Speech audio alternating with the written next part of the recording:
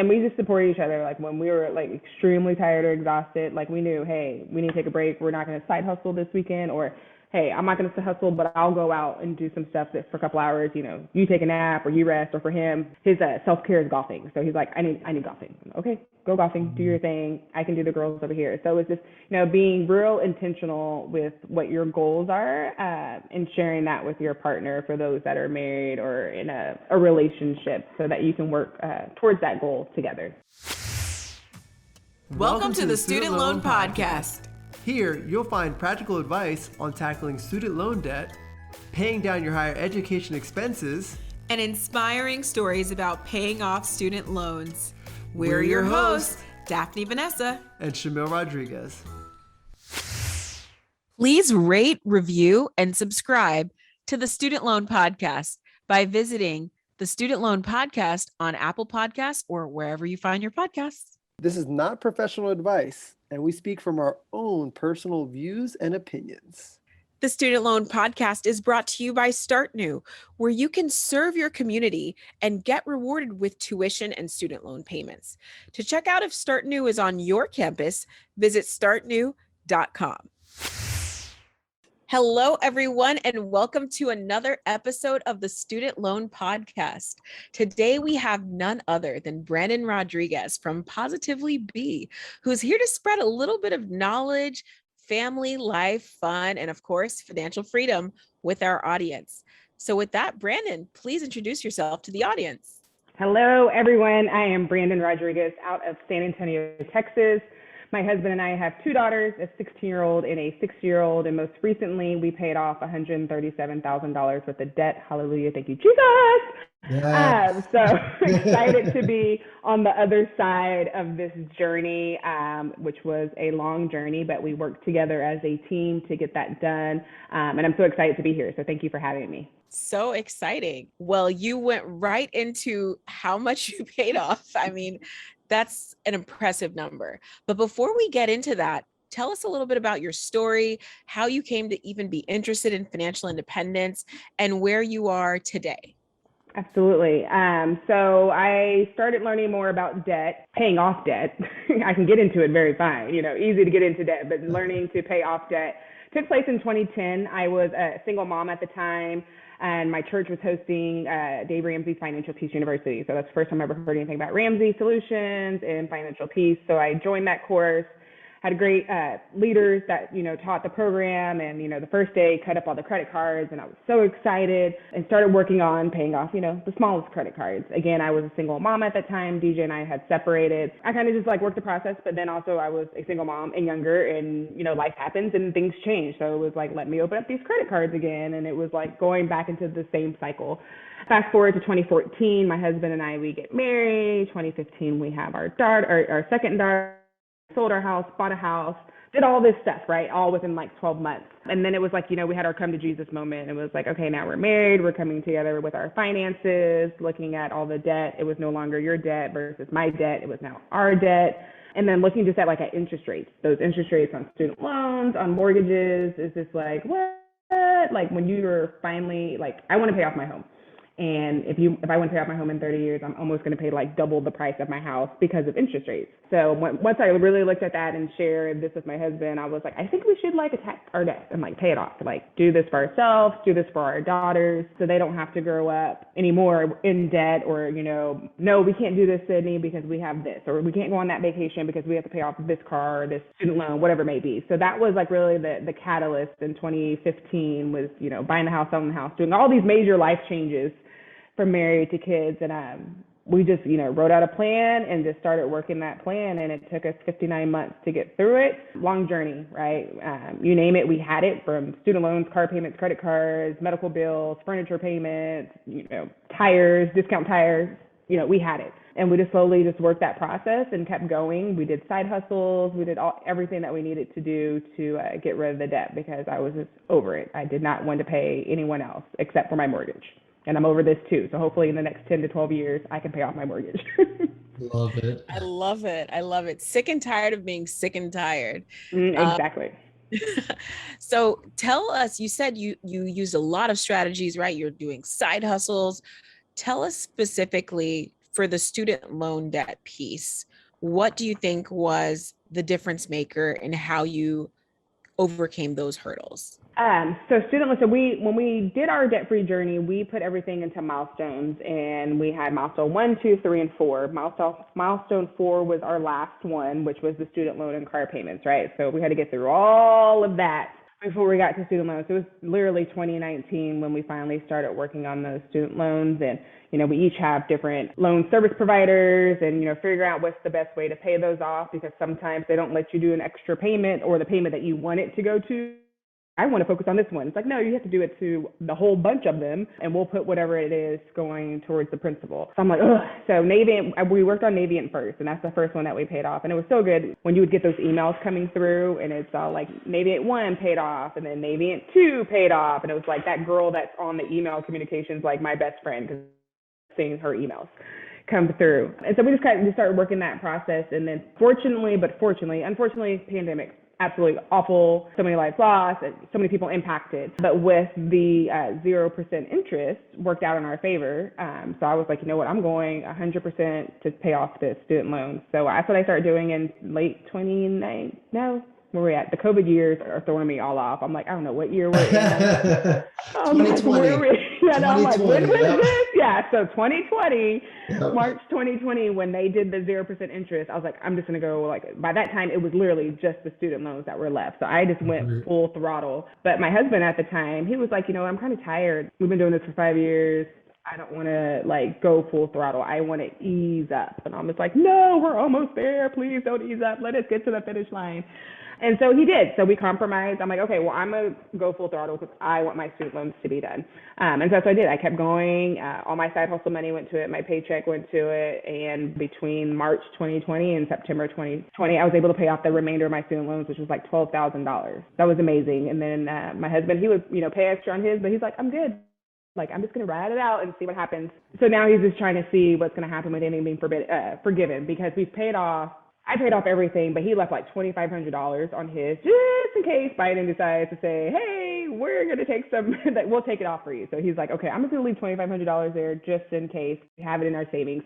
If it doesn't come through, fine. January 31st, he'll go make that final payment before any interest comes through.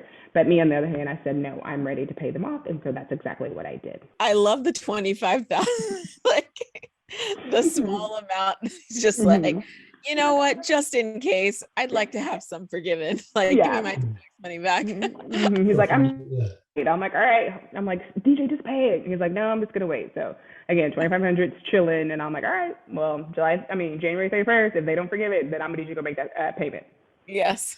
That's so funny. It's like, oh yeah, we paid off over $100,000, but this last 2,500. Yes, exactly. Okay, we keep mentioning teasing the side hustle piece, right? How specifically can your side hustles pay 6 figures worth of student loan of debt, right? Consumer debt.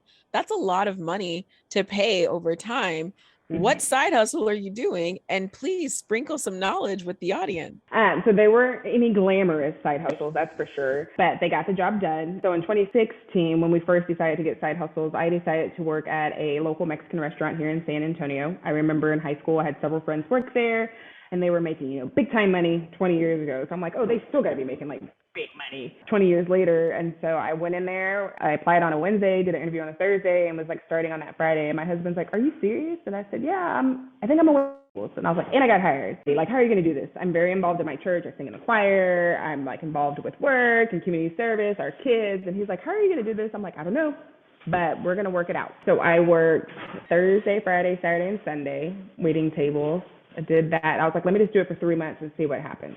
It worked, did it for 3 months, knocked off a lot of debt. And then inside of the billfold that you have, the waitresses have to give you your receipts and stuff, I kept a running list of all of our debt. And again, all of our debts were put into milestones, milestone 1, 2, 3, and 4. So I was there really focused on milestone 1. So my husband, I'm like, okay, let's see if we can take care of milestone 1 in like 3 months. And if so, we'll reevaluate to see if we still want to do this process. We got through milestone 1 in those 3 months, and I'm like, well, let's keep going. Like, we kind of got this. Like, it's a lot. At the same time, he was working at Home Depot on top of his full-time job, on top of my full-time job, lives, and all the other good stuff. So we did it for 11 months. It came up on a year, and I was like, yeah, I'm tired. This is not going to work. So I quit my job. I quit my part-time. But in that time frame, we knocked out like 2 of our major milestones, which was like 10 to 12 debts as it was by themselves. Oh, wow. Yeah, great. That's really And good. what was the total number of those? Like, just if you don't mind sharing.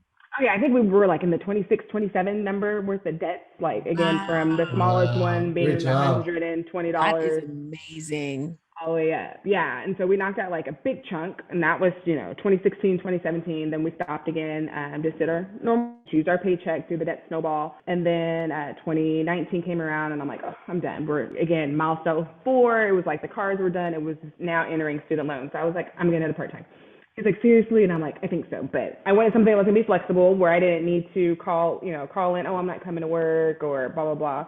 So I started doing Favor. So Favor is a Texas-based delivery service like DoorDash and Grubhub, but they do more than just food. You can literally deliver anything. That's why it's called Favor. Like you need a favor. Basically. Yeah, anything possible you need delivered, we can take it. So I was like, okay, well, I'll do that. Again, very flexible. I can sign up on my phone, do 2 shifts. And so once I got going, I was like, okay, this works. I'll do, 2-3 hours a day, Friday, Saturday, Sunday. Goal is to make $250. If I make $250 when I am done on Sunday night, when I clock out at 8, I will log into Navient or Mohila, make my payment for $250 because that's what I made for the weekend, and I will schedule it for Tuesday. So I know that when my money got deposited from Favor on Tuesday, Navient and Mohila was also taking their monies on Tuesday. So it was like in and out, no problem. Wow. So that's what I did. And so it was like the goal was like $800 a month. Like if I can do $800 on the side hustle plus my paycheck, I can push out $2,000, $1,800 a month towards our student loans. So that's what we did. And then DJ did the same thing, right? So once I did Favor, he's like, okay, I can do this. This is flexible. And again, we can do it together. We can do it as a family. So the girls will load up in the car. I guess it's like, we're doing Favor. I'm like, yep, we're going to do Favor. And then it was like, well, can I get a snack? Can I get this? I'm like, look, guys, mom's trying to make money, and y'all got to be spending money just to get out here for y'all to come with me. But it was a fun time for us to do it. And then I just got lazy, and I switched over to DoorDash because Favor, you have to call in the order for the customers versus DoorDash. The customer takes everything, and you just have to go pick it up and deliver it to the house. So I was like, yeah, I'm going to DoorDash. Got lazy. Still did the same thing, still made the same kind of money, but I was like, DoorDash is easier. So I flipped over there. DJ stayed with Favor. No, I like that because what I'm hearing, and I want to make sure we go over this topic, is that you and DJ really worked well together to like play off each other. So what were the conversations like? Because a lot of what I'm hearing is like you were really instigating like this process. But how did like the conversation happen? Like how did you guys plan it out? Because I know you glossed over the idea that you're like, in addition to our full-time jobs, in addition to, church, in addition to blah, blah, blah, we have listeners that have families too. Like how was that conversation? Any tips that you've learned, from actually going through that process with your partner? Like, what's that like? Yeah, just be open and have open communication and be willing to compromise. I've said this before on Instagram. I'll take one word for my debt-free journey between my husband and I, and that would be compromise. We worked together as a team throughout this journey. Do we always agree on everything? No, and that's where we compromise, right? And so it's like, DJ says, I think we should pay this card off versus this card. And I'm like, no, we have to go in order. That is not the card. That is number 18, and we're supposed to be on number 16. He's like, no, we have a bigger bang for our buck if we pay this one off. So it's like, okay, fine. And that's what we did. So we compromised, and it worked out that way. And we just supported each other. Like when we were like extremely tired or exhausted, like we knew, hey, we need to take a break. We're not going to side hustle this weekend, or hey, I'm not going to hustle, but I'll go out and do some stuff for a couple hours. You take a nap or you rest. Or for him, his self-care is golfing. So he's like, I need golfing. Okay, go golfing, do your thing. I can do the girls over here. So it's just, being real intentional with what your goals are and sharing that with your partner for those that are married or in a relationship so that you can work towards that goal together. No, I think that's really helpful for everyone to listen to. And I want to make sure that we highlight the idea. One, Daphne was laughing her butt off because it sounded very familiar, that order and structure that you guys both have. It sounds like DJ and I have more in common as I learn more. But I wanted to highlight the idea of self-care. Would you mind just briefly, like just talking about like what that really means? Because oftentimes people can really overlook the importance of self-care. Absolutely. I am huge when it comes to self-care. I will say during our journey, I didn't remove a lot of items from my budget or from our lifestyle. Like there's certain things I was like, I want that. Like I'm hair done. I'm sorry. I'm going to get my hair done once a quarter, and that's going to be every quarter. I'm going to go get my feet done. And then if it's summertime, I may have to go a little more. And again, DJ likes golfing, so he's going to make sure that those things that we enjoy stayed in our budget. I even talked about today on my own Instagram about, don't grind so hard and go. And don't forget to take care of yourself, because one or two things is going to happen. One, it's going to use too much and not take care of yourself that your body's going to make you sit down. And then it's going to be a worse situation. But if you build in that time for self-care, whatever it may be, whether it's naps, I love naps. My family knows on Sunday afternoon when I come home from church, I'm eating and I'm going to sleep. And I will talk to y'all around 5 o'clock. Everyone knows, leave mom alone. She's going to take her nap. And that's my self-care. I need a nap. DJ self-care is golfing. So he's going to go hit golf balls in the evenings if he wants to, or he's going to go do a whole round of golf on the weekend. But, whatever self-care needs that you choose or like, make sure you take care of yourself, because you're not going to be any good to yourself or your family or your job if you're just grinding so hard to work towards a goal and you just fall apart. Yeah, no, thank you. Thank you for sharing that. Daph? So I'm the worst person to talk about self-care to, because I just don't tend to do it. But I think it's a really good reminder that even in the debt payoff journey, in the financial independence journey, after you've paid off your debt, even though you have a goal, I do agree that it's super important to take time. It's come up in a few podcast episodes, so I'm really happy we're bringing it up again. But just that ability to take 5 seconds to just celebrate a win. I paid off this debt, or I made this milestone in my investments, or like wherever you are in your financial independence journey, super important.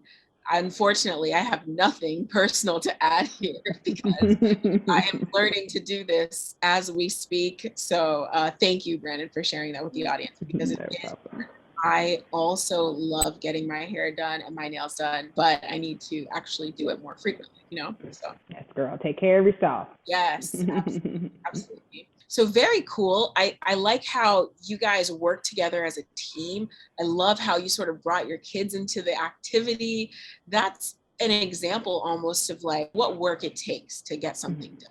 Do you instill financial independence sort of mini lessons like that intentionally in your kids, or are they just learning through observation? I would say a little bit of both, right? So they've seen us going through this process for the past 6 years. Our youngest is 6, so all this is all that she knows is kind of like budgets and money, like just picking up things in conversations. And once we paid off my last student loan last September, it was like, oh, great, mommy. So we don't have to do DoorDash no more. I'm like, that's right, baby. We don't have to do DoorDash anymore. We're done. She's like, yay. You're so aware. Yes. I'm like, we're done. I'm like, if we're doing that again, no, we have no intention of going to do that again. But our oldest is 16. And so bringing her in the conversation, she's part of budget meetings. She hears us talking all the time about finances, and she plays club volleyball, so she knows that costs a lot of money, and she's in those conversations. I'm like, hey, girl, like, okay, we're taking care of this, but I'm also need you to make sure you take care of things off the court, right? So here at the house, here in your classroom, lots of traveling. She hears us when we're tonight, like I told my husband, I'm like, hey, we got to book like 3 more hotels for club volleyball. So we need to get on, do our research, and, see if it's best to use our points for this one, or should we use, our dollars for that. So Sid is learning and hearing about the credit card rewards and, trying to use that to help us in these certain areas. She recently got a checking account and a savings account, and, teaching her to budget. We recently told her, like, hey, you're going to start paying, like, we're going to give you the money to pay the bill, right? But you're going to go log in and like learn how to pay a bill. I didn't know how to pay a bill. I moved out at 18 and got an apartment and did all kinds of stuff. And it was just like, and I went straight into debt in that very moment because I wasn't prepared when I moved out of my mom's house at 18 years old. So we're trying to, help her and be prepared when it comes to that. I'm like, Sid, you have 2 more years while you're still in this house until you go to college, and then it's going to be a different story. But I've also told her, like, hey, when you graduate college, like, you don't have to go live on your own. Like, you don't have to go get an apartment. Like, come back home. Like, it's totally fine for you to come back home, find a job, work, save your money, invest your money. Don't feel just because you're 21, 22, and I'm grown now that I need to go out and get into debt, just because. No, come home. Like I was like, you may not have your room anymore. Your little sister may be in your room, but you can have the guest room. Wow. Not much of an incentive there, Brandyn. I'm like, your room, because Emery's like, I want Cindy's room. She wants to move upstairs. I'm like, your room may not be there. I was like, but, come home, and we just pray that her watching us, that she makes good financial decisions and now as well as her adulthood. Oh my goodness, that is so inspiring. And I feel like you took what happened to you, right, in college, and then said, how can I make this better for my children? And I think that's beautiful. A lot of people sort of forget to implement the next step, and you already did that. So that's fantastic. Do you talk about any of your family life aspects on your blogs, your social channels? How do you share that journey with the audience? Yeah, so my blog focuses on faith, family, and finances. So we try to do a little bit of all three across there. I will say I started the blog February of this year with great intentions to do 2 posts a month. Hasn't always been that way. I'm trying to kick that back up some more, but share a lot of our family in our stories. I mean, most times on the weekend, I'll basically share everything that's going on. And I think we call ourselves Team Rodriguez, and we're big goofballs, and we like to have fun, but we're responsible adults. But, even our oldest daughter, I mean, her and I go out all weekend. In regards, like this past weekend, she took my car and she was like, I'm putting gas in it. I'm like, okay, cool, I'll transfer you the money. Well, she kept asking, like, are you going to transfer me the money? I'm like, I'll think about it. And so it's just like, she's like, Mom, you better give me my money. And I took the girls to the movies this weekend, and we went, and Sydney fell asleep at the movies. I'm like, girl, you owe me $25. You didn't fall asleep. And then, I ordered these nachos and popcorn, and you fell asleep. So that was Saturday afternoon, Saturday night. She was like, Mom, you want to watch a movie? I'm like, cool. So we go upstairs in our house and watch a movie. And so I posted on my Instagram. I'm like, yeah, I'm about to fall asleep on her. I was like, she fell asleep on me, and I ain't going to give her back the gas money that she used on her card. We're big goofballs. I try to share our family, especially on the weekends, on our stories on Instagram as well. I love it. Okay, I want to just go back into the specifics of student loans. This is the Student Loan Podcast. Mm-hmm. You guys did the snowball method, right? Mm-hmm. And so as you were approaching your student loan, I mean, minus the 2,500, you sort of used the snowball method, and you listed it as milestone 4. For the audience who hasn't listened to one of our 50-something episodes, the snowball method is actually, Brandyn, why don't you define it for the audience?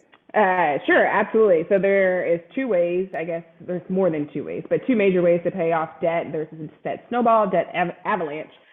Snowball method is taking your lowest debt owed and start working on that as your first debt. So say that debt is $300, your minimum payment is $25.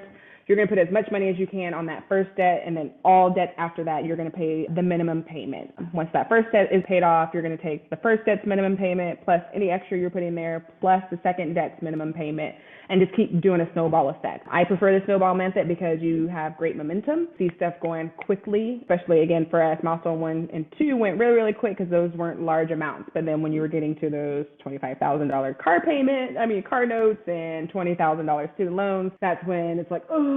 But if you keep working the plan, snowball gets bigger and bigger from where your snowball may be $200 one month to $700 another month. And by the time you get to the end of your journey, depending how much debt you have, it could be, $1,500 plus each month. So I like the snowball method. I know other people like other methods, but again, I will always advocate for do what works best for you and your household. Yeah, absolutely. Or a combo.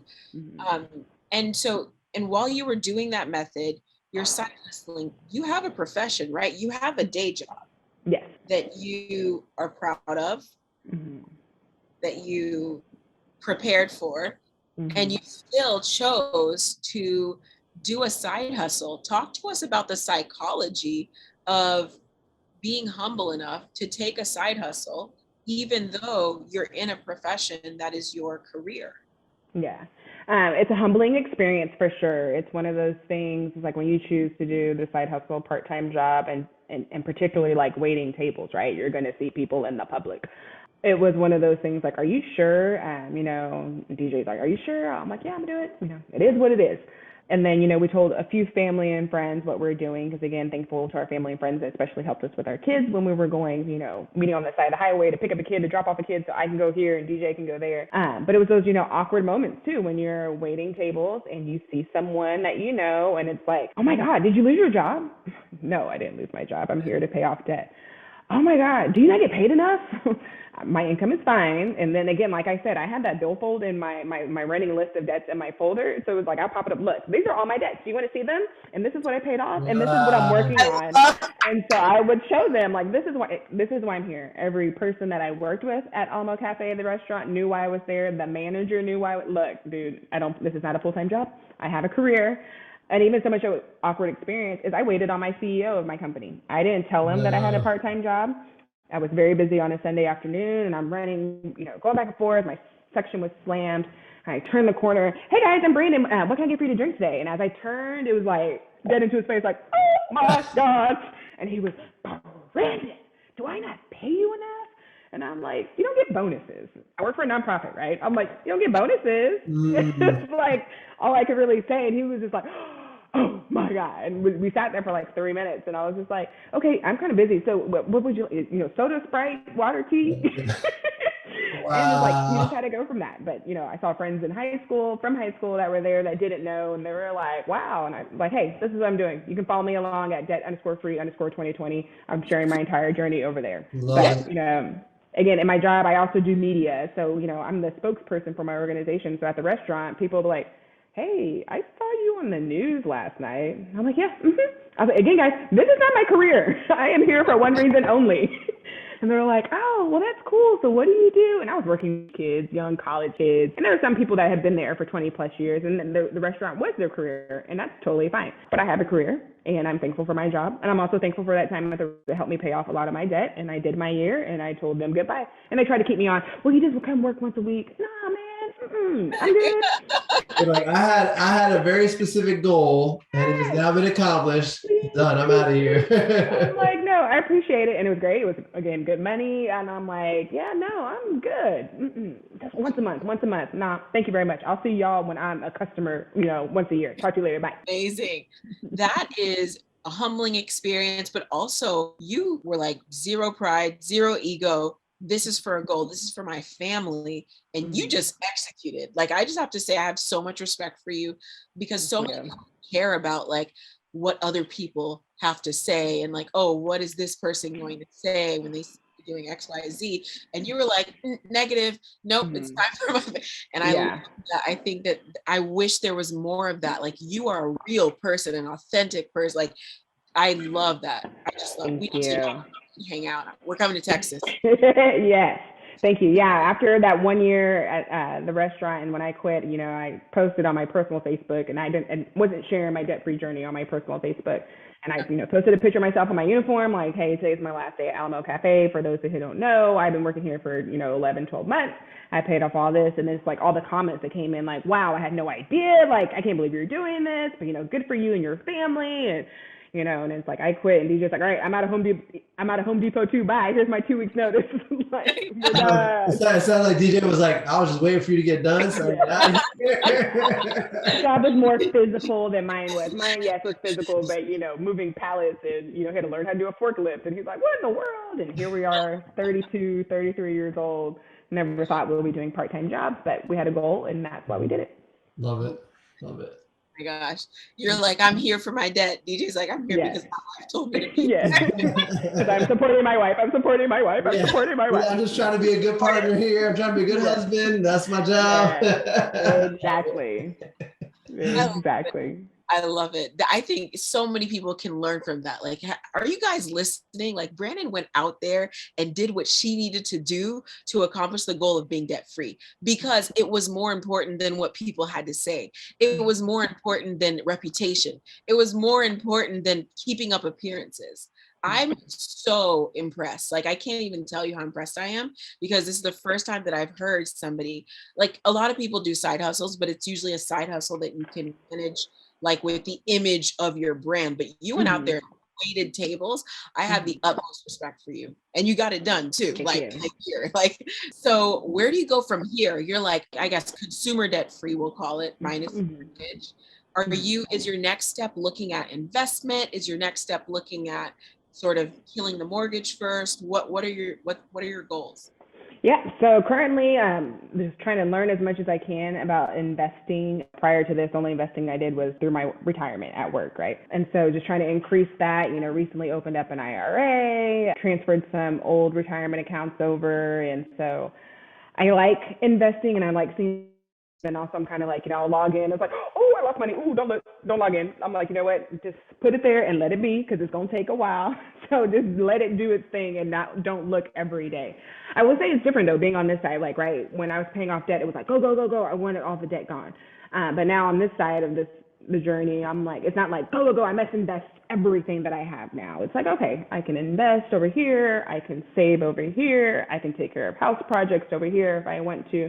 So it's a total different story on the opposite side of this journey. But yeah, just trying to invest. Recently opened up 529 accounts for our daughters, trying to learn more about that. I did invest before because I didn't know about it. And it's like always waiting on this, like, oh, I'm gonna wait, I'm gonna learn. I'm like, you know what, Brandon, stop waiting. Like, you're 38 years old, time is passing by. Sydney, the oldest, is going to college in 2 years. We'd always said when she was born, we were going to invest, like, we're going to save $1,000 a year. We're going to take our tax return and save and invest for her. And here she is 16, and we just now started investing for her college education. So I wouldn't do that. If you have kids and you plan to help them with college, I would say definitely start investing early, $25, $5, whatever it may be. Do that in their younger years versus the later years. But yeah, right now it's just all about investing, enjoying life. We did travel while we were on our debt-free journey. Again, we didn't decrease a lot of things. I was like, we still wanted to do certain things. We didn't travel a lot, but we did some stuff. So, but next year it's like, okay, I want to do this. And the year after that, I turned 40 in 2024, I think, 23, can't count, 2023. And I'm all like, I want to go to the Maldives. And it was like one of those things, like, I could never go there, right? I was like, I can't go there because that's Kim Kardashian money. I got no Kim Kardashian money. And then a friend that I follow on Instagram, she just took her family there for vacation. And I was just like, so now it's like, I actually know someone. I don't know Kim, but I know Chris. And Chris went there. And I'm like, I paid off $137,000 worth of debt. Yeah. Whatever I put my mind to, I can do it. And that's what my husband always says. He was like, the one thing that I like about you, BMO, is like, whatever you put your mind to, like, once you make your mind up, like, you're going for it and you're going to get the job done. I wish it was the same way with my weight because I'm like struggling with my health journey. That's getting on my nerves. But he's like, I like that you put your mind to it. So I told him, I was like, I'm going to Maldives for my 40th birthday. If you want to come, you better come. But if not, I'm leaving. And he's just like, what? And I was like, I am. I made up my mind. I want to go to the Maldives for my 40th birthday. So I'll start working and saving on that one too. But just trying to invest for our future, right? I like my job. I don't mind working. We're not one of those millennials that are like, we want to retire early. Not necessarily. I don't mind retiring early, but I'm like in my 50s. I don't mind retiring like at 55. Or I'm not trying to retire at 45. If it happens, that would be amazing, but that's not something that we're currently striving for. So investing, and then I would love to pay off my mortgage. No one in my family has ever done anything like that. So it would be really great if we can, by 50, be mortgage free and completely 100% debt free. And so, if our retirement accounts are looking good and we can retire and travel with our kids and our future grandkids, that'll be amazing. Brandyn, what would be how did it feel to hit your milestone, right? I want to share that with the audience so that they can, understand the feeling, right? Because not everybody's going to be there right now. And let's give them a little bit of a motivation. And then let's talk more about some of the future plans that you've got going. Absolutely. The feeling was amazing. When I hit submit on that last student loan payment, it was one of those, and it was like the biggest burden off my shoulder. It was like, wow, I can't believe we actually did this. When you think $137,000, that's a lot of freaking money. Like, how did we do this? Like, this is insane. I have family members that are older than me that are still paying on student loans and stuff like that. And it's like, we did it. So it was just like really a breath of fresh air when we took care of it. And it's like, yes, we're done. Now it's like, all right, now what do we do? It's kind of one of those things too, like, okay, so now what? We've been grinding so hard, working towards one goal. It's like, okay, well, what's our next goal? And again, we don't want to grind so hard towards that next goal. Again, I want to pay off the mortgage, but it's not going to be one of those things that we're going to pay it off in 5 years. That one's going to take some time because we don't want to go 100% like that. I'm like, okay, if I can make an extra 1 or 2 payment mortgages a year, I'm fine with that. Yeah. It sounds like you're trying to strike more balance, with your life, not just, I'm only doing this and nothing else, right? Is that right? Yes, absolutely. Yes. No, that's wonderful. And I think that's smart because speaking about self-care and that balance and being in the present, really, right? Just allowing for you to be there as your daughters grow and then enjoying your family. I think it's really inspiring there. What, like, I have one idea, or it's one question, one area that I would love to talk about. And that's like, it was 5 years, right? This journey. Not every day was an easy day.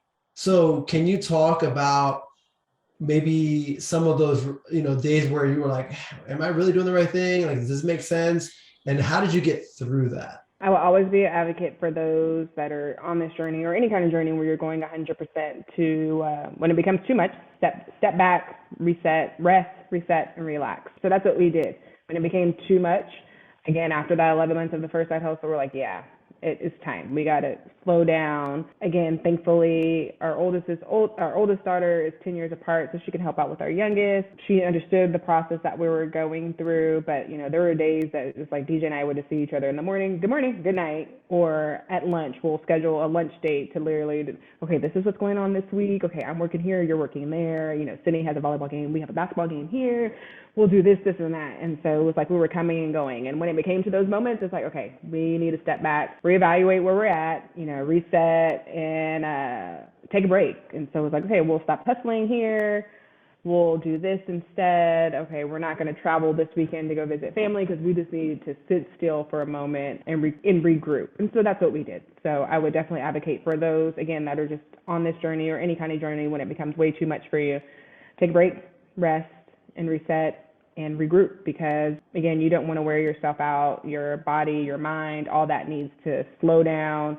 You still have goals, you'll still get there, but it's okay if you don't get there in September. You can get there in November, or you can get there the following year. Just remember to slow down and reset. Okay, no, that's wonderful advice. Thank you. It makes me wonder, like, you want to advocate for people, you're pushing for them. So was that the inspiration? I know that you are sharing all this on Instagram. You've got your website, you're putting it out there for the world and the universe, right? You're just putting it out there for everyone to learn from and be motivated from.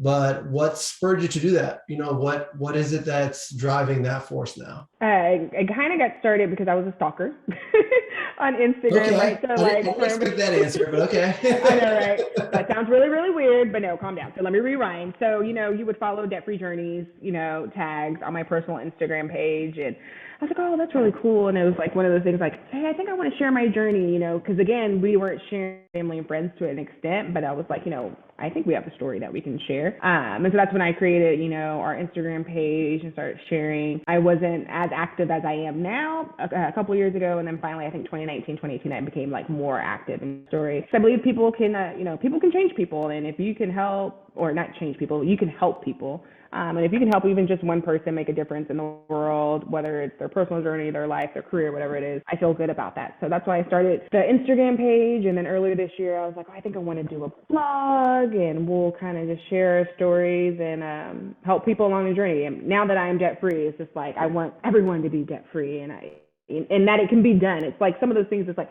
I'm always going to have a mortgage. I'm always going to have a car payment. I'm always going to have this kind of debt. And you don't have to. Like, you choose to. We all choose to. But if you don't want to live like that anymore, you can make the choice to make those changes. And I'm living proof that you can do it. Wow, no, that's really... And I think I'm more like a realistic person, too. I would say that. I was like, and everyone, no, not everyone. I feel like, most social media people are, they're realistic. Everyone's a person, right? Behind the scenes, behind the camera, behind the picture. But it's like, hey, we're just some 38-year-old, husband and wife in San Antonio, living life, doing the thing, trying to pay off debt, be good stewards of our money, serve the Lord, take care of our children, support our families. So I think that's why our journey is a little unique. No, I think that's really inspiring. And I hope that maybe you help someone take action when, like you said, like the investments were sitting on the sideline, kind of like creeping in your mind, but like not there, and you put it into the forefront, and now it's in existence, right? And so I think I'm hoping that somebody, whoever's listening out there, that might be like, oh, I'm on the bench, I want to get in the game. Like, I know there's this thing I can do, but like, I just don't want to do it. Hey, Brandyn is a great example. Brandyn and DJ did it, over $100,000 of debt. I mean, it's just amazing. It really is, like, just it feels like I achieved this goal. Like, I love the idea. It's just so inspiring. So I think I'm hoping that everybody else can really pick that up. And thank you for sharing that. I think it's inspiring, and it's wonderful to plan. You made a visual part. There are so many elements of of your story that I think are amazing that people can learn from. And I'm just going to quickly try to sum some of those up and let me know if I'm on the right path here. But right, you guys, one, communicated with each other after you set a goal.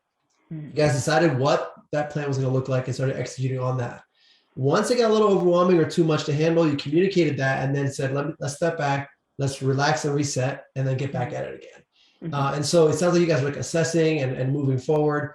And then you also had like visual cues that you used to remind yourself of like why you're doing this, right? Like the billfold. I like love that idea, because now you're seeing it constantly, you're being reminded. So if your mind just trails off, which a normal human being's mind will do, you said, no, like this is what I'm doing. And I think this is like one of the best parts. Like you humbled yourself in a sense where you were like, look, I have my own goals for my family and for what I want to do. And if anybody wants to question it, which they did, you were like, this is what I'm doing this for. So would you say that that's like a good summary of, if I had like the Cliff Notes version of what we were saying here? Absolutely. You hit every single point. There you go.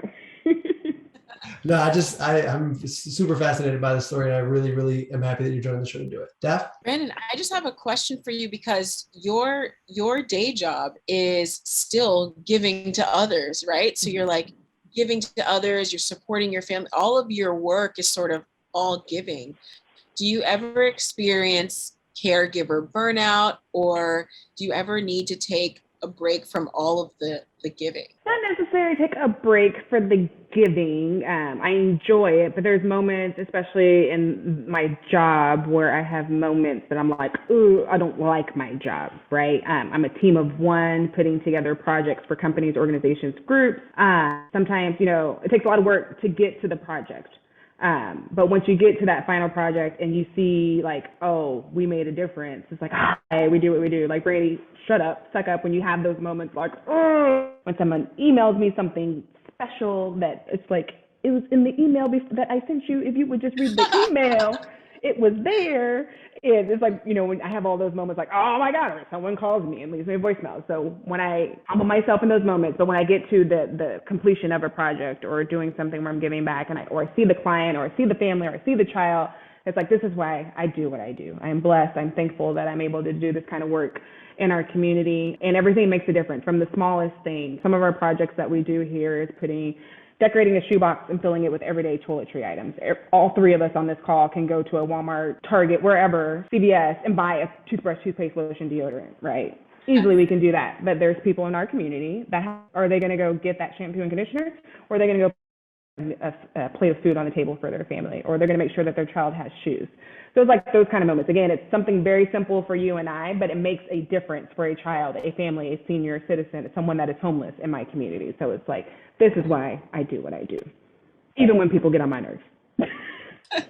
And that's what keeps you going, right? Is just the knowing that you helped somebody with a basic necessity that they would have otherwise like skipped, right? Because like you said, they're taking care of other things that are more pressing. So I really admire the work. Everything about you, Brandyn, is just so giving and so always thinking about other people. And we definitely need more people like you in the world. And so thank you for your service, in a sense, of giving back to the community, right? Because we don't talk about it a lot, but like community impact is a large part of what we do as well. So thank you for your work in that space. Thank you very much. Thank you so much, guys, for having me again. I appreciate sharing my story with your audience. It's been good. Awesome. And so let the audience know, where can they connect with you? Do you have any cool things for them to check out? Absolutely. You can find me on Instagram. I am Brandyn Rodriguez at debt_free_2020.